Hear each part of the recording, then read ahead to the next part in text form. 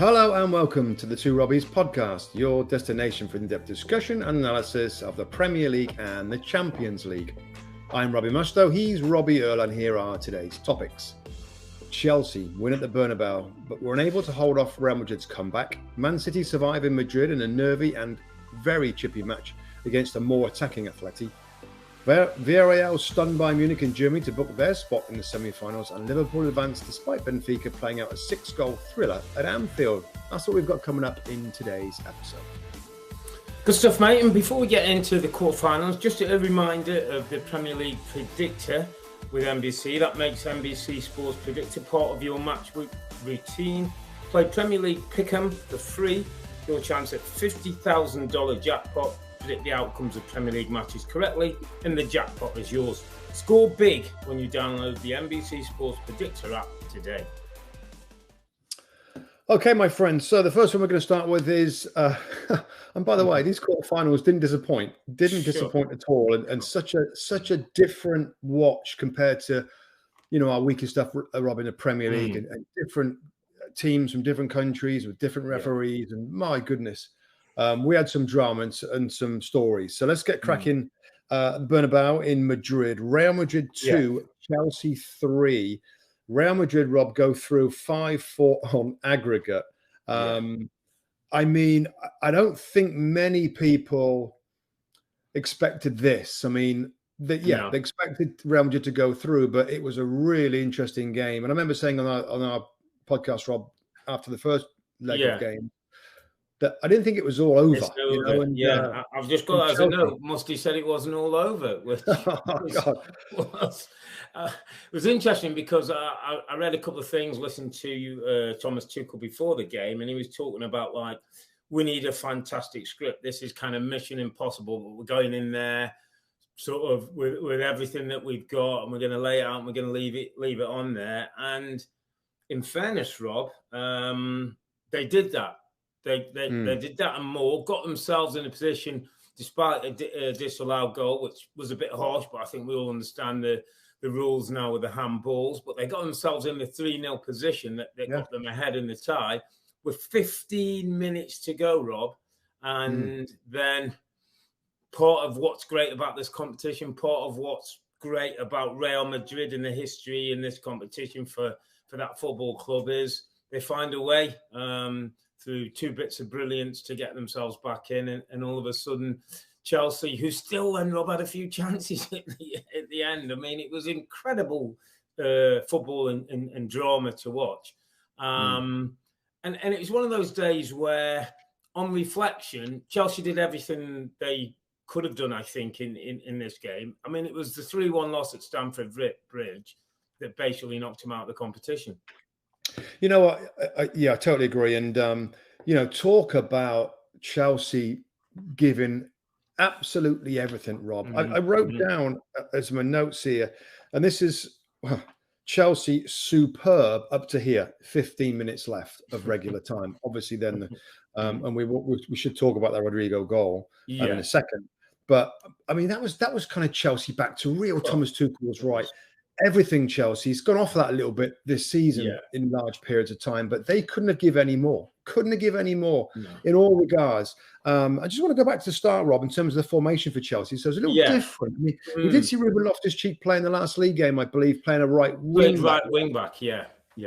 And it was kind of a similar thing. I mean, you can read it as different, systems in possession, out possession. I thought it was predominantly 3-4-1-2, Mount in behind the 2 strikers of Havertz and Timo Werner, and Loftus-Cheek was really a right wing back. To the right, times when he come right into midfield, and Reece came on the outside a little bit, but in general. And I just looked at the team sheet. I looked at the subs, Rob, and I thought, there's Azpilicueta. We've seen that before. Azpilicueta and Reece James on the right hand side, and they've actually switched who's played wing back, who's played right side centre back. I just think the reason for Reece James being there, Vinicius Jr. Pace. Yeah.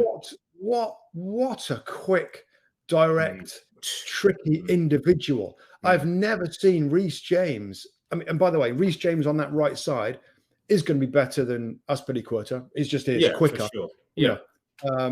and anybody else who could play there. So I get playing Reece James there. And then I suppose he thinks like, Aspilicueta right wing back. I'd prefer to have maybe a younger, athletic, energetic, attacking guy in Loftus-Cheek. But Reece James versus Vinicius Jr., I couldn't get enough of it. And I've never seen Reece James get left behind and was flailing a little bit. It's interesting, isn't it? Because Vinicius Jr. is not one of those that you think, he's top level, he's a major name. What a threat he was anytime he hung out on that left-hand side, and just when play was building up. It was a great outlet for a midfield player. And then, as you say, I mean, I thought it was a really, as you say, it was a great contest. One of them you could spend all night watching.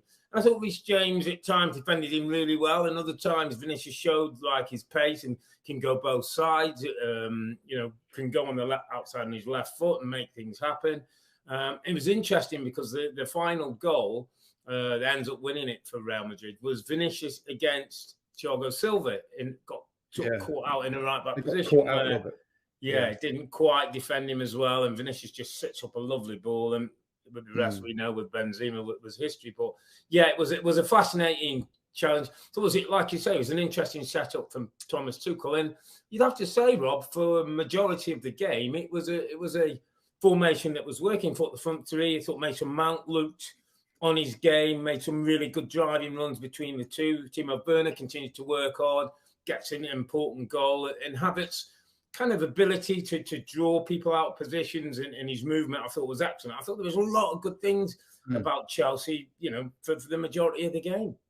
Yeah, I liked it. I think Mason Mount's a brilliant player. I mean, he's just a brilliant player wherever he plays. Really like him as a number 10. And actually quite liked, I know Werner's Werner, and he's been on the whole a bit disappointing given what you thought you were going to get with him. But I kind of liked him as a striker that was making runs in behind with Havertz's movement as well. I thought they were very, very good. I mean, Real Madrid, switching to them for a second, I mean, I was still shocked at how passive, Rob, and how poor they were. And I know they had, of course, had the lead, and you expect a certain amount of being a little bit cautious, but they weren't in the game. I mean, 3-0 down at home, like before things started to get a little bit lively in the last 15 minutes of regulation time, and then after extra time after that. So I was shocked at how, poor. It was probably the Real Madrid performance that the reason why most people said, they can't win it. It was like, well, are they that team anymore? Can they pull it out? But there's something about this club, isn't there? There's something about this competition, a little bit maybe like a Liverpool have in the past, or they've had those moments, Rob, when they've almost looked like they've been out the door again and somehow found the way. And I think we have to talk about the important goal, Rodrigo's goal. The ball from Modric, Rob, is like, it basically doesn't get any better. Out of this world. It's out of this world, isn't it? Better than that. I mean, his little size 5 or 6 feet, finds the outside of the ball and digs the ball. It's going away from one defender. It's dropping in front of Rodrigo. I mean, that's art right there. That's it. It's very best. And somebody said he was talking like, we talk about Iniesta and Xavi and, Zidane's in there. Modric is certainly up and around that level with that ability. I mean, it was a fantastic ball. I mean, it's difficult. I mean, it like wasn't positioned really easily to hit it with the outside of it. You had to almost dig it out between his feet to make that ball, and the line of it, and then the dip at the end, right into the foot of Rodrigo. I mean, it was a ridiculous. And when you go back to a compare, I mean, God, I watched so much of Xavi for Barcelona and Iniesta. Incredible footballers. I don't know whether I can put Modric quite alongside Iniesta, but I could understand the people that might, given what he's won, given the longevity, given the quality that he's showing now in his kind of mid-30s or whatever he is. I don't know his exact age. But not just that ball, Rob. We're not talking just this game. I mean, the previous game, some of the through balls he made for Real Madrid before is absolutely fantastic. So, and I think I'm right in saying that he got in between Messi and Ronaldo for a Ballon d'Or, didn't he? I think he was the 2008, 2008, the only player to jump in there in 2018. I think it was. So you got to be a pretty special player to get in between those two. So no, special mention for that goal, for that pass, because up to that point it looked like they were going out. Yeah, really did. And that of course that sent the game then to extra time. Just before extra time, though, Rob. I mean, Christian Pulisic He has two good chances, doesn't he?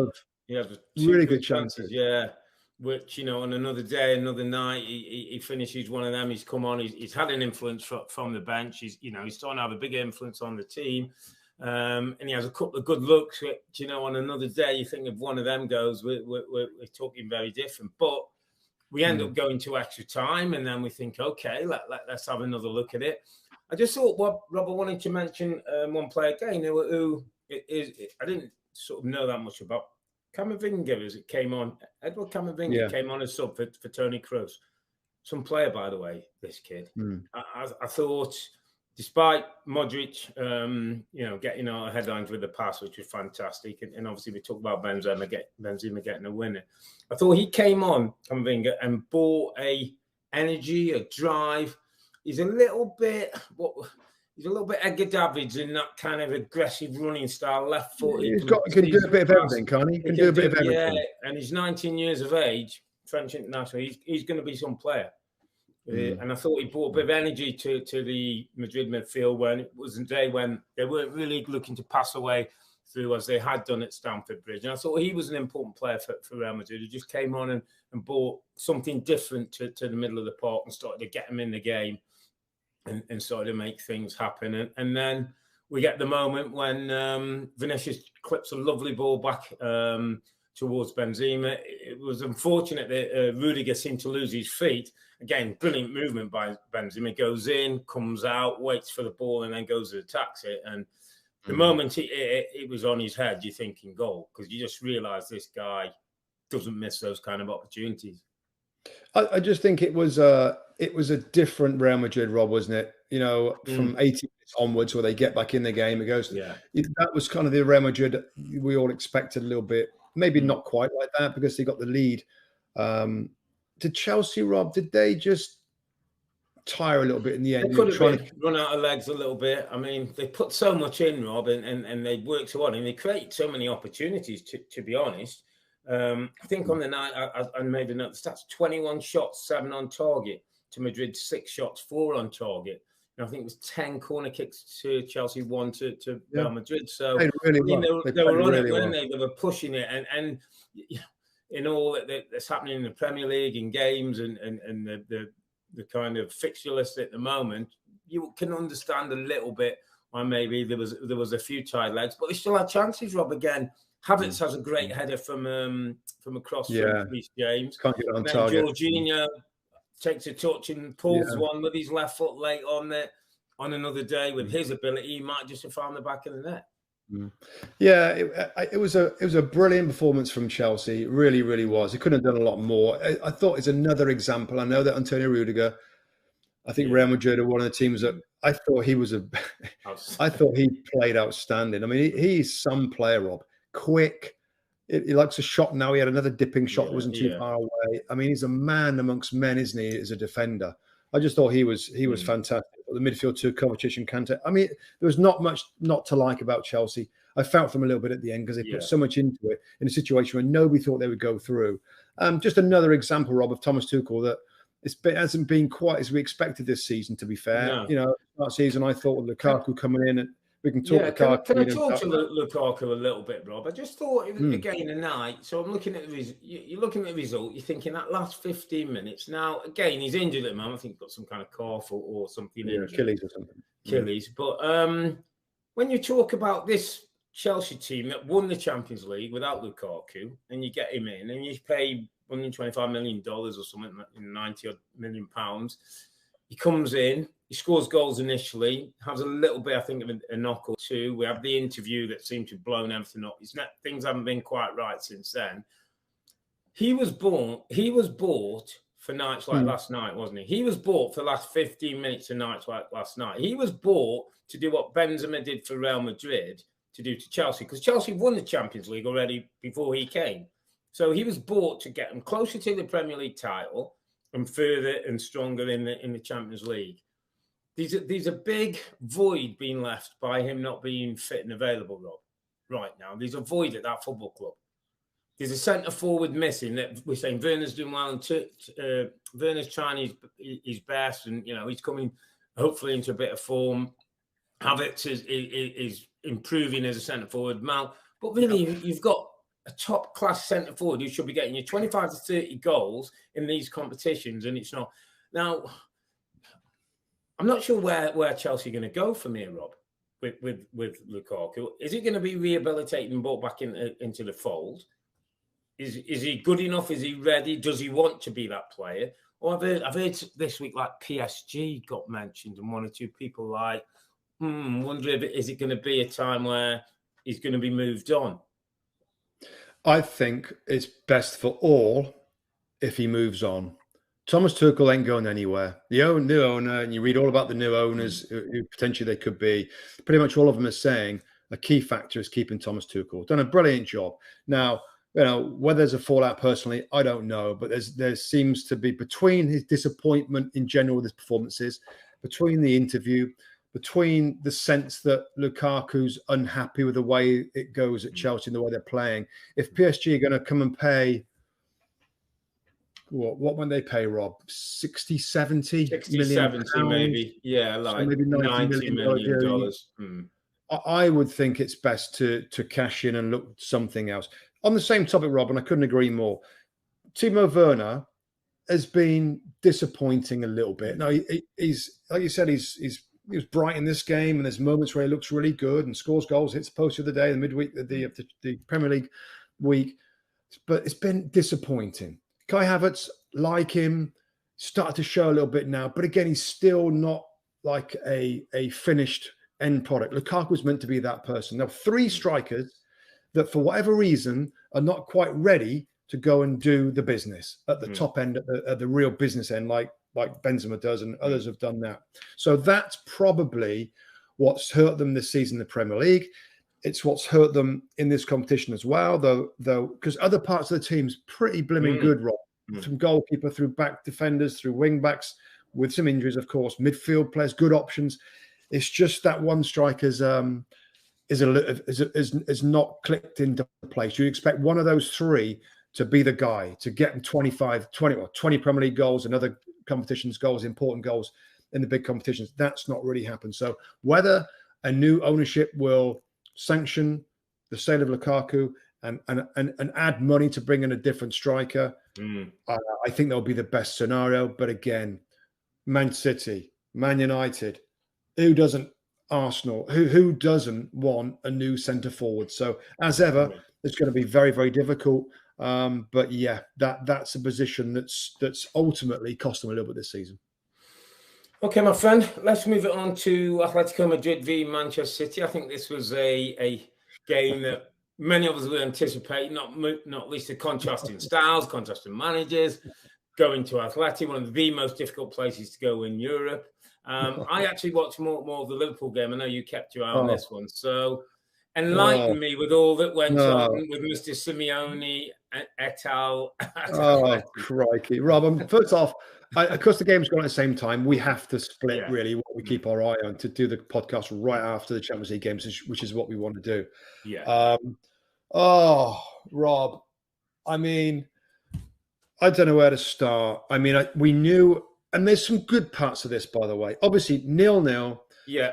Away from Man City at the end, Rob, hanging on by a thread, really, in all aspects of emotions, of physicality, the chances that Atletico forced in the last 10, 15 minutes of the game. It was a very different game from the first leg, Rob, where, we talked about the 5-5-0. Yeah. Parked a massive bus. And really, that's the way we're going to do this. We're going to park a massive bus to try and keep it damage limitation. It was 1-0, okay, and then we're going to go crazy at their new stadium with a fan base that's revved up. The manager said it's against the world, and everybody complains about 5-5-0, the system that they played, and everybody hates the way we play. Siege mentality, and Man City got full thrust, crazy aggressive Atletico Madrid. Crazy aggressive Atletico Madrid. There was a challenge with Felipe, the central defender, one of the 3 of them, that went, he smashed into the back of Phil Foden. Phil Foden's got a head injury. I think most people was like, wow, that's not a yellow card. From that moment, I didn't write the minute down, but it was pretty early in the game. I'm thinking, this could get ugly. If this was a German referee, if this referee thinks that that's just a foul when there's tons of aggression in it, Rob, and follow through, and one of the headboards, he's never going to hit it, hammers through the back of the opponent. I'm like, it's going to be one of those games, and it was. It absolutely was, Rob. And I got to say, first off, I'm going to quickly say, I gotta love the spirit of the team, Real Madrid, and the stadium, and it's probably driven by the manager. I love, I was like, as a player, Robert, I was more of a worker and a fighter, and I try and get into opponents and stuff like that. It was all of that and more. But I think on that point, Rob, just to make sure I'm understanding you and our views and so you're saying the spirit and the drive, but not going over the top, but being within the right emotional control of everybody sort of focused and doing what they need to do. Yeah, I like that, but they crossed the line, Rob. They crossed the line.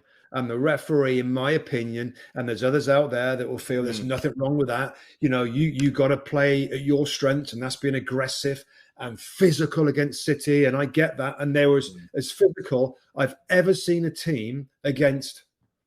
Well, I won't say a Pep team because Jose Mourinho got Real Madrid played up that season when they won the league. But for certainly this season and for many seasons, a Pep Man City, Rob, got. I mean, every single challenge has a little bit left on it. Tanaka, I remember at the end, got pushed towards his goalkeeper to jump over him. Phil Foden, with nobody around him. Stefan Savic, by the way, absolute crazy man. We know he's at Man City. We know it didn't work out. He wasn't wanted there. I mean, he's got a chip on his shoulder. He barged into Phil Foden many times. Kevin De Bruyne went off with an injury. Kyle Walker cleared a ball. Yeah, and the player, was it Llorente? Another super aggressive player. I'm not sure it was him.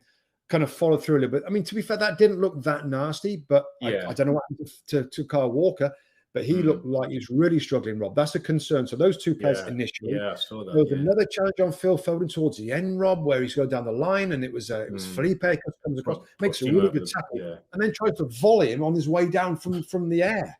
And gets the second yellow after almost a fight. Savic came across and pulled by the back of his shirt Foden to try and pull him off the field. You had the subs getting involved, a big melee then, where Savic then grabs the hair of Grealish, wasn't it? Grealish. I mean, it was too far, Rob. It was over the top, and I blame the referee for not being a little stronger earlier in the game when. Like he had the chance to control it. So when Simeone is the same guy on the sideline, running up and down, the fans he's revving the fans up and he's giving it all that. And I want to stress, I love that. I think it's a bit of a clown show, to be honest, Simeone, but it's his way, and he gets the fans involved, and they were chomping at the bit, and the players were revved up, but it just went over the top. Where I think there's two players injured for City, potentially more. Phil Foden, I guess, is okay. He finished the game, but the uber aggressive, and I've just never seen. I haven't seen a game like that in this competition because this competition, Rob, is often normally very soft and very gentle, and less so than you see in the Premier League as a comparison. This was way more than you'd see in the Premier League. It just was. Apparently, there's video out as well, Robert. The two players at the tunnel at the end of the game, I think, yelling at each other. There's a little bit of push and shove. Apparently, the police had to come in, make sure both sets of players were going in the right direction. I saw Pep after the game, actually, and I haven't seen it. I haven't chance to see what he say. Yeah, he was very proud of his group in terms of what they stood up for, the spirit, the control they had on the game. He said he didn't want to talk about Atleti at all and the way they play and the way they do things. He said, I'm going to leave that for others to do, but this was an important day for Man City. I think it's sort of like, third semi-final for him in the Champions League now. It's a big step for this football club, and they've come to a difficult place and got the job done. He said the consequences of the win is the worry, the injuries and the other things that could come out of it. Obviously, we'll have to wait and see how things over the next couple of days. Obviously, got a big FA Cup semi-final against Liverpool on Saturday to come. So, difficult time. Remember me saying, Rob, after the first leg, I've lost my train of thought now. It was, I remember saying that, in my opinion, there's two teams that can beat Man City. One was Atletico Madrid, and the other one's Liverpool, which we might see. But yeah, I mean, they gave it such a fierce go, Rob. It was incredible, and I got to say this as well. By the way, this isn't all, and I don't want people to, I'm sure there's people out there that think, Man City players jumping all over the place. There was extreme physicality, Rob. But what I liked about this, at the end of the game, the fans in that stadium, that you'd thought they've just won the competition, Rob. So the game had finished. I think the City players had gone in. And there's a really good shots of the Atleti players just standing and watching an amazing atmosphere in that stadium of appreciation, of clapping, of singing, of jumping around. The whole stadium was in appreciation of this team, and it was kind of a really powerful image of some of these players not looking sad, not clapping the fans for just stood. It's like they couldn't have given any more. For me, they crossed the line. The referee lost control of it. But there's something about the spirit, the fact that they'll get away with what they can get away with, and they'll try and do it their way. There's a sense that in maybe in football that Man City are the posh kind of the past master and all that. There's other teams that try and do it their way, and this was a great example of that, and a brilliant match where I got to be honest. I'm at home. Or I'm downstairs, and I'm like, God, you can't get. And so when Fernandinho comes on, Rob, I'm like, Fernandinho. They needed Fernandinho, Rob, to have some quality and some muscle. And the aggressive tactics were, I don't know. It was a fun watch in such a different way. And I got to say, before I shut up about this game, they had chances at the end. I mean, they fought. I've never seen. I mean, City were. Edison made a great save, didn't he? I saw Edison make a save. It could have gone to extra time. Could have gone to extra time, and then who knows? By the way, because that is a fierce environment, and Pep, like you said, Pep should be proud if getting the players through that. If they can get through that, by the way, wow, that's a good sign for the future. I think the shame for Simeone and that group of players, and sometimes the club, is that it gets a bad rap because it does go over the top, because there's a little bit more than extreme tactics, and there's something about spirit. There's something about when you're not maybe as technically good as your opposition, then you have to make up for it in other ways. But once you start going over the line and it becomes too aggressive and too physical, then I think you lose a lot of goodwill. And I think sometimes that's the state for Simeone, because it's all governed by how much he's going to allow, and it's obvious at times that they go a little bit over the mark. But great win for City into the semi-final. Just a quick kind of thought to Real Madrid, Manchester City. I mean, Real Madrid ain't going to come with those same tactics. That's going to be a pure football game, isn't it? And what we know with Madrid already, Rob, is they can have moments, can't they? They're a moments team. Yeah, they are. I think they'll be forced in some ways to be passive in terms of possession. I think City, it's going to be such a different sort of game than the two legs in the quarterfinals for Man City against Atleti. So it's going to be very, very different. I got to say, I think in some ways, could be totally wrong, it could be easier. I think it could be easier than that game, given the matchup, given the problems that we knew what was going to happen. And it absolutely did happen over the two legs. I mean, 1-0, Rob. Just one goal separating the two teams. I just think that Real Madrid, superb. Benzema, can he keep doing it? Maybe he can. And with the experience that they've got, the know-how in this competition, of course, it's not going to be easy for Man City. But I just think it will be. I fancy City to go through, and I don't think it'll be as tight as it was against Atleti. But again, we'll see. Yeah, we'll see. A bit of time between now and those injuries and all those things. We don't quite know who'll be fit for both teams. But yeah, another classic game, that one, I think, coming up in the semi-final. Just before we go to Liverpool, mate, let's have a quick word for Unai Emery, our great friend from former Arsenal manager Villarreal, who pulled off one of the performances of the Champions League's quarterfinals to get a 1-1 draw in Munich, having won 1-0 in Villarreal to take them through on a 2-1 aggregate. I think you talked about it before on the podcast, and I looked through the Valencia team, and it is an oddball of mix of players who've not been seen to be good enough in the Premier League. You've got a manager who's not seen to be good enough, certainly for a club of Arsenal standing, who works his magic, Rob, does his thing. Yeah. However he gets to his players, he has them well organised, well set up. I've seen him train once. He was over here with the Arsenal team and they went to the LA Galaxy, and I went and watched training. And he's as involved in training as any player. He's talking to people, he's backing into defenders. He's all in. He's a real football man, and you get that sense about him. And his team have done him proud against a Bayern Munich team who some may have said would be, maybe quiet favourites. The team, if an English team wasn't going to win it, maybe Munich were the side. He's put them out and give Villarreal a chance to face somebody in the semi-finals. You can't keep a good man down, Rob, can you? I mean, it's obvious now that he's a good manager. And when you look back, and hindsight's such a valuable thing, isn't it? When you look back at that Arsenal team, Rob, it's been absolutely carved apart by Mikel Arteta. It's absolutely like he went in there and like some of these players are not good enough. Yeah. They're not the right type. And to be fair to Unai Emery, he had to try and work with those players. And then it obviously became apparent that it needed a total rebuild, which Arteta's kind of well on the way to doing. So when you look back and you you got a bit of ridicule. I remember there were games, and I remember talking about him saying, "Wow, what is going on here? There's so many spaces everywhere, and it got caught on the counter-attack. It was a bit of a mess, and it didn't go well for him. But he did have to work with players that have since left, and it couldn't have been very much about attitude, wasn't it, than ability? When you think of them as Earle, and obviously we've seen Aubameyang that's gone on class in Arch, and one or two we believe were maybe causing a bit of unrest in the dressing room. So. Well, fair play to him, as you say, can't keep a good man down. Unai Emery takes Villarreal into the semi-finals. And it was all about who they were going to face, my friend. Liverpool was 3-1 up from the first leg in Benfica, away from home. Ended up with 3-3 draw this game, Rob, which was a little surprising, I have to say.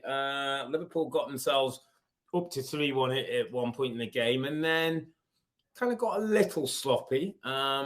Someone may point to... So just going back to the start of the game, Liverpool made 7 changes from the team that played at Manchester City at the weekend. So the only players that played were Alisson, Matip, Henderson and Jota were the only 4 that played. So Gomez came in at right back, Konate and Tsimikas made up the back 4. Keita and Milner joined Henderson in midfield, and Diaz, Firmino and Jota were the front 3. So obviously, the depth of quality now at Liverpool we're starting to see. It was probably, I wouldn't quite say it's a B team, but maybe it's an A- team. It's not all the big hitters like Mane and Salah starting on the bench. So it was a good chance to look at them. And I mean, got 1-0 up. Konate, another header, similar to the one he scored in the first game this time, just muscled his way through, gets them 1-0 up. I think it's they conceded a goal about half an hour into the game, 1-1. Not a great goal to concede. I think came off Milner. Was a bit of an offside. Is he not offside? It looked like it come off Milner last. Anyway, he was just onside. Scored to make it 1-1. And then into the second half, Liverpool. At one point, I was thinking, are they just trying to play the game out? Weren't quite sure, like, were they really going for it or not? But then they started to play, got themselves up 2-1. Bobby Firmino with a lovely finish after some errors from the Benfica defence. And then he gets himself to second from a lovely free kick from Tsimikas. Technique, volley, punches it in to put some 2-1 up. And at this point, you're thinking the game's safe. They start playing a little bit of football in midfield, but got a bit sloppy with it, where it was... I think Jurgen Klopp will be a little disappointed that they didn't then control the game with possession. Started to get a little bit sloppy. It's a Benfica team that were well set up, 4-2-3-1, good with the ball, nice structure and distances without the ball. And it wasn't it was never kind of an easy game for Liverpool. And they conceded 1 at 3-2. Jurunchek, I think it is, got at 3-2. And then this young player, Darwin Núñez, I don't know, he's 22-year-old Uruguayan, who they're all talking about. I think he's like 29, 30 goals now this season, 22 years of age. He's a player, Rob. He had probably, I think, 2 or he could possibly have 3 goals disallowed on the night. Scored a lovely goal, and there's a bit of a player. almost, strange enough, you can see playing for Liverpool. He can play anywhere across the front line.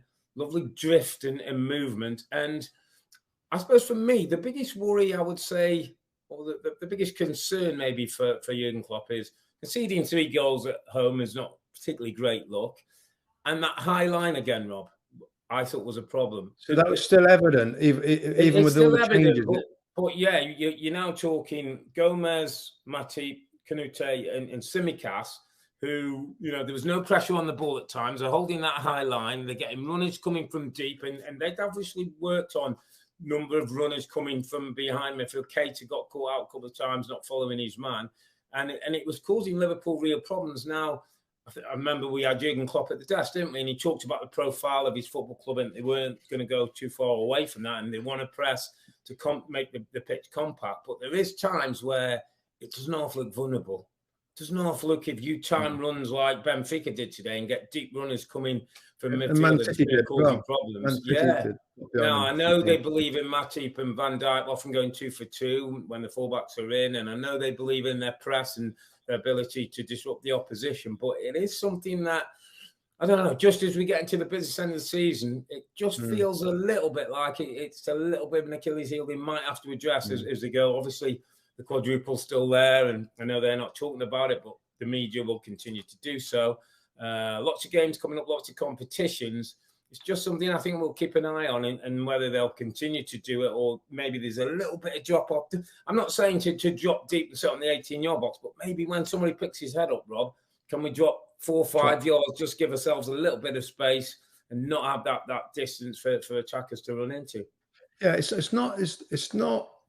The high line is a great thing to have, right? And strikers can't go in behind you because they'll be offside, but they make runs, and I think, obviously there's a balance there, right? Because I've played in back fours not many times, but a few times, and if a player makes an early run in behind, you're offside. So the main thing is offside, trying to keep players offside. But of course, better teams, sometimes you do have to drop off when the ball's about to be played and the guy's making run. You've got to drop off with him. That doesn't seem to happen very much. They hope for an offside. They hope that the timing of the run is just off, and then of course when it's not, when the timing's very good, they get in behind. So it's a calculated thing, Rob, because obviously having a high line helps you press, helps you stay compact. It helps you with territory and being advanced forward. So there's 2 sides to it, and we have to wait and see whether at the business end of all the competitions that they're still in, whether that ends up hurting them, or whether it's absolutely fine and they still win games and they might concede some goals, but it's worth having that high line and the little bit of vulnerability. Well, quite a bit of vulnerability that it gives them. On balance of things at the end of it all. It's been a risk reward for them. It was interesting. So the subs did come. Thiago came on for Milner. Fabinho came on for Henderson. Salah came on for Jota, and Mane came on for Diaz in the end. So he did make some rotations. And it was interesting, actually, just before the final whistle, Mo Salah got a ball on the right-hand side, dinked inside, as you'd expect, that left foot bender. And he hit one, Rob, which just so inches over the ball. And you kind of looked at his face and you almost felt like he could have done with that. Just get the sense he needs a goal now, just as we get to this run in, and obviously, getting to the business end of all the competitions. You just want Mo Salah in his best goal scoring form to make Liverpool, a real threat. But yeah, they got the job done. Be interesting to see how Jurgen Klopp mixes the pot over the FA Cup coming up on Saturday. It's an early kickoff, and I know he's had words that he's not too happy about some of the scheduling he's saying of games, and especially when you have a big game on Wednesday, that you have an early kickoff on Saturday. But fortunately, that's the way it is. His squad's a little bit bigger, and so we'll see if he reverts back to some of those big boys who got a rest today, or who only had sort of a few minutes towards the end of the match before they play City, who themselves have got a few injury problems. So interesting one to look forward to. So Liverpool get a chance to play Villarreal in their semi-final. You'd have to see Liverpool. I know Unai's done some brilliant things, but to get past Liverpool in the semi-finals would be as big as it goes for him, wouldn't it? Yeah. I mean, 2 semi-finals with those 2 teams from England, Man City, Liverpool, that we talked at the Etihad, Rob, the weekend. We sort of said, are these the best 2 teams, around right now, anywhere? And you're like, could absolutely be right there. So, you'd expect them to get through against Villarreal, but and I'm sure Liverpool won't underestimate Unai Emery. He knows Liverpool. He's got some players, as you said, there that can hurt them on the counter attack. We know the high line can make him a little vulnerable.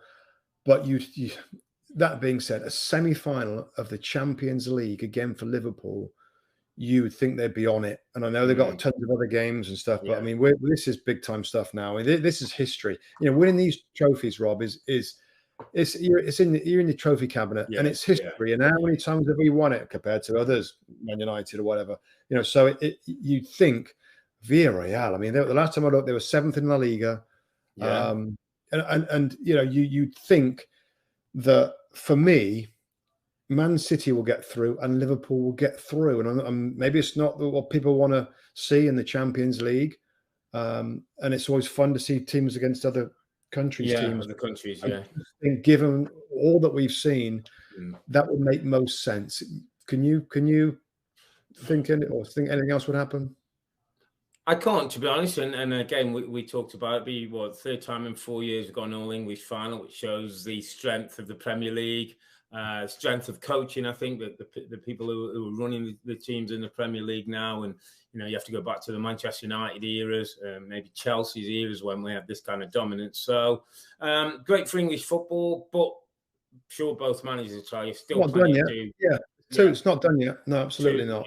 Two tough games in semi-finals, and as we see, Villarreal will be tactically well set up. It won't be an easy day for Liverpool. And Real Madrid, we know. Listen, they got the little magician in midfield, and they got the fellow up front who can't stop scoring. So I'm sure Carlo Ancelotti will have a little plan for that. For Manchester City, and they may have the ball, but maybe can counter and hit them with pace. So, lots to look forward to, my friend. But we'll wrap up this midweek podcast where Liverpool and City get the job done, move to the semi-finals. Chelsea, they gave it all, but the magic of Modric and the brilliance of Benzema proved too much. We'll be back on Sunday. That's April the 17th. We'll review some important Premier League games and the FA Cup semi-finals where Chelsea face Palace. And Manchester City and Liverpool, they go at it again. But for now, I'm Earle. He's Mustoe, together with the two Robbies. Thanks for watching and listening. Be safe, stay healthy. It's a good night from me. And it's good night from him. Good night.